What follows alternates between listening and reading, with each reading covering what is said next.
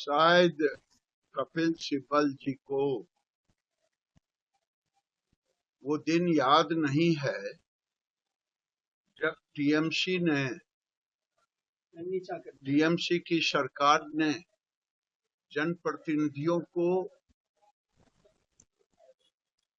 हत्या करके पेड़ में लटका दिया। शायद कांग्रेस के लोग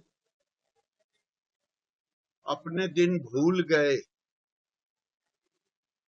जब देश में सिखों का नरसंहार हुआ था और जब कहा गया था बड़े नेता की ओर से जब बड़े पेड़ गिरते हैं तो धरती डोलती है। इसलिए चलनी दूसरे सूप को जिसमें सहस्त्र छेद अपने हो, ये गांव की कहावत है। कपिल सिब्बल उस पार्टी के नेता हैं जो हजारों सिख के मौत के गुनाहगार पार्टी है कांग्रेस, उसके नेता। इसलिए ऐसे शब्द का प्रयोग वो अपने ऊपर करें तो ज्यादा अच्छा होगा। देश में सुकून का माहौल है, अगर सुकून का माहौल नहीं होता तो मोदी जी को गालियां नहीं दी जाती। अमित शाह जी को सरेआम बंगाल के सड़कों पर से एक युवराज ने गालियां नहीं दिया होता। जब मोदी जी और अमित शाह को गालियां पड़ रहा था उस समय कांग्रेसियों का जुबान कहाँ चुप। ममता बनर्जी टीएमसी की पार्टी सत्ता में रहते हुए तानाशाही पार्टी थी। किसी विधायक और सांसद की बोली बंद था, लोकतंत्र खतरे में था। अब जब वो सत्ता में नहीं है, उनके विधायक अब उनके डर से भयमुक्त हो गया और कल्याण बनर्जी और अभिषेक बनर्जी दोनों ने नौटंकी की पराकाष्ठा की। जो पकड़ाया है वो टीएमसी के कार्यकर्ता ही है। पूर्व सारे संवैधानिक पदों के लोग हैं, किसी का पीए है, किसी का सीए है। ये खास साबित हुआ और टीवी में दिख रहा है कि नेता कैसे अपने से गिर रहे हैं। ये प्री प्लान करके शुभेंदु अधिकारी जी के बीजेपी की सरकार को बदनाम करने के लिए टीएमसी ने हेलमेट पहन के भेजा था और एक नेता तो एक उन्हीं के पार्टी के लोग दिए और अपने से गिर गया। ये बंगाल की जनता ये नौटंकी देख चुका है।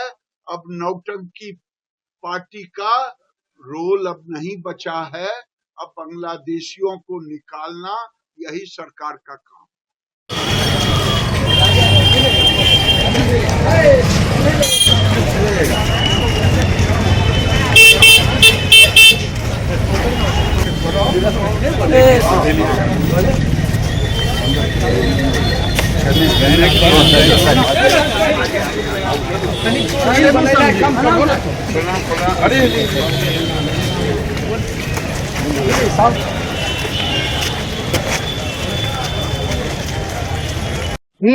दो 2019 के चुनाव में एक गलत केस हम पर डाला गया आचार संहिता के तहत और किसी पुराने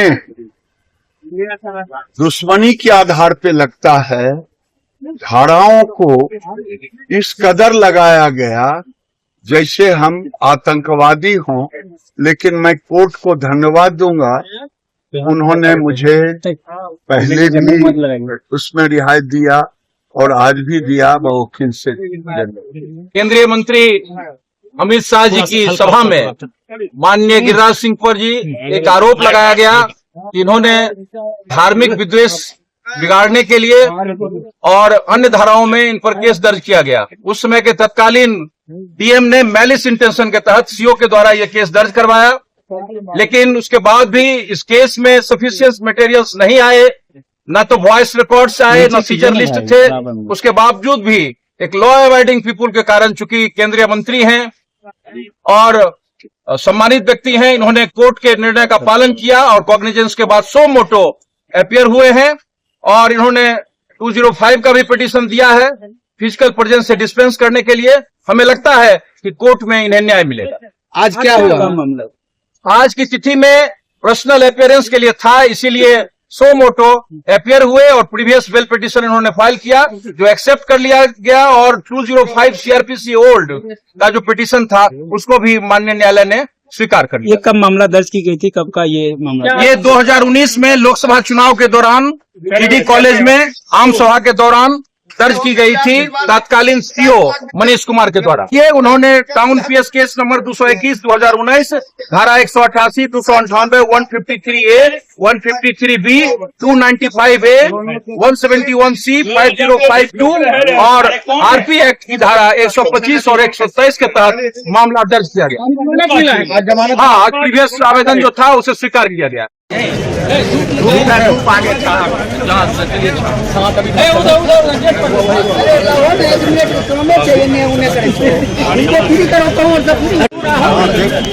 वहाँ गाछ पेड़ के ठीक